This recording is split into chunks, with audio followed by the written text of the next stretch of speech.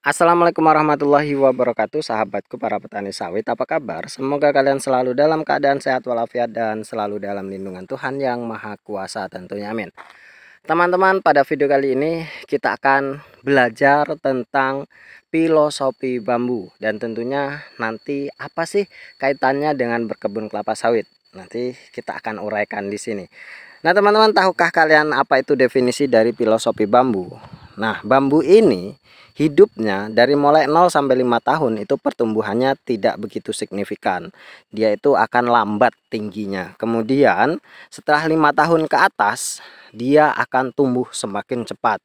Itu filosofinya. Dan ternyata di usia 0 sampai 5 tahun dia itu memperkuat akar terlebih dahulu. Nah, ketika akarnya kuat, maka dia akan semakin cepat tumbuh. Dan 0,5 tahun berarti dia memang tidak terlihat pertumbuhannya karena dia membentuk pondasi terlebih dahulu. Seperti bangunan, ketika pondasi kita kuat, maka bangunan di atasnya juga akan bertahan cukup lama dan cukup kuat. Itu teman-teman filosofinya. Nanti ada yang berkata, tidak bambu itu waktu rebungnya bisa tinggi. Ya, saya juga tidak tahu apakah bambu itu seperti itu hidupnya, namun ini adalah sebuah filosofi yang memang sudah terkenal sejak zaman dahulu. Nah, apa sih korelasinya dengan berkebun kelapa sawit? Ini teman-teman, ternyata kita memang harus berpegang teguh atau memang belajar dari filosofi bambu ini. Dikatakan bahwa 0 sampai 5 tahun itu adalah masa pembentukan pondasi atau masa pembentukan akar yang kuat. Nah, di kelapa sawit ini teman-teman, 0 sampai 5 tahun kita itu tidak bisa merasakan hasil yang manis. Nanti setelah 5 tahun ke atas baru kita bisa mencicipi manisnya dari penghasilan kelapa sawit. Karena apa?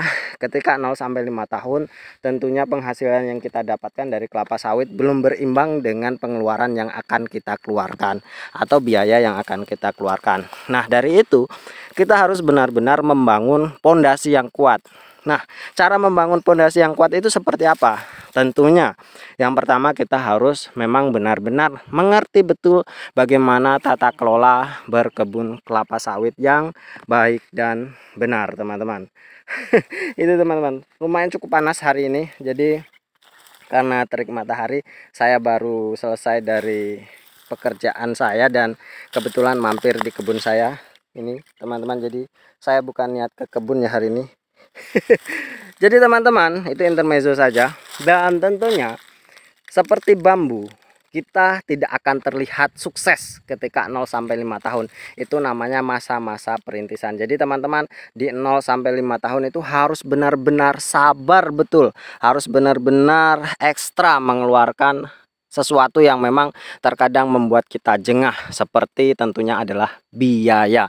Nah, kita harus benar-benar membangun pondasi yang kuat seperti yang sudah saya sampaikan di awal tadi, bahwa apa sih yang harus kita lakukan. Yang pertama, kita harus mengerti bagaimana tata kelola berkebun kelapa sawit yang baik dan benar di awal-awal membangun pondasinya.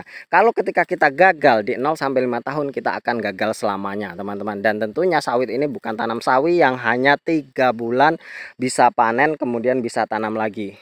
Sawit itu bukan sawi. Sawit kita tanam 0 sampai 5 tahun, kita menderita 5 tahun kesananya, itu tergantung dari 0 sampai 5 tahun yang kita kelola.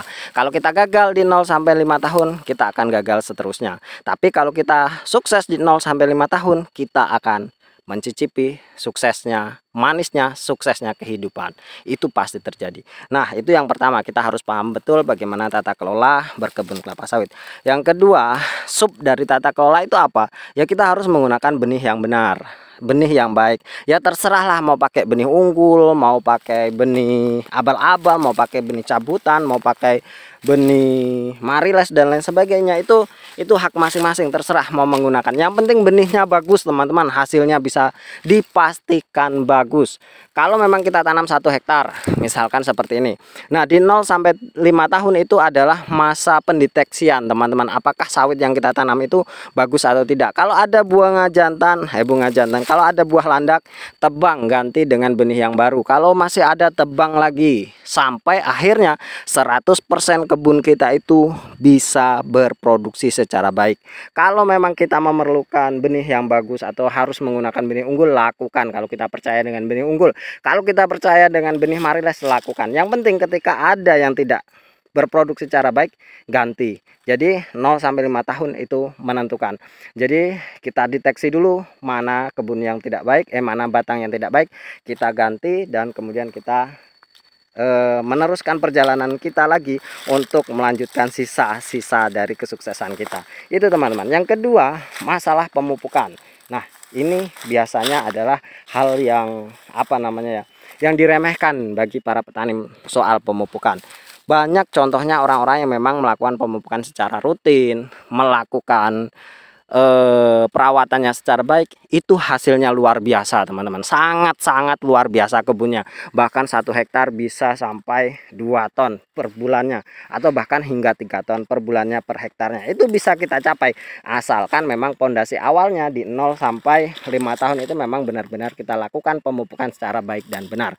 Nah, bagaimana caranya ketika kita tidak memiliki biaya? Ya tentu segala sesuatunya harus diupayakan teman-teman. Hidup ini terus berjalan, hidup ini pasti punya jalan. Itu yang pasti terjadi di dunia ini.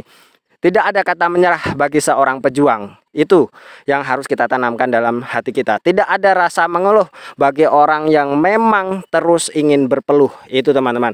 Jadi apapun yang terjadi teman-teman, lakukanlah yang terbaik untuk keluarga kita. Rawat sawit kita, karena ini adalah masa depan kita, anak kita, dan keluarga kita. Seterusnya semoga bisa diturunkan kepada anak cucu kita. Maka dari itu kita sebagai generasi pertama tentunya ya, kita ini kalau orang yang beruntung sebenarnya sudah, kalau memang kita ini generasi kedua, ketiga, ya enak tinggal menjalankan saja.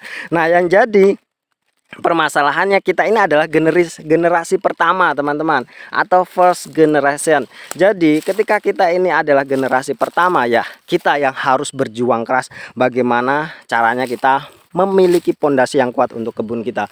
Kalau kita memang sukses di 5 tahun pertama, kemudian kita sudah bisa memanajemen keuangan kita, bisa memanajemen kebun kita, insya Allah kita akan bisa menambah dari pundi-pundi kebun sawit kita, atau di usaha-usaha yang lain.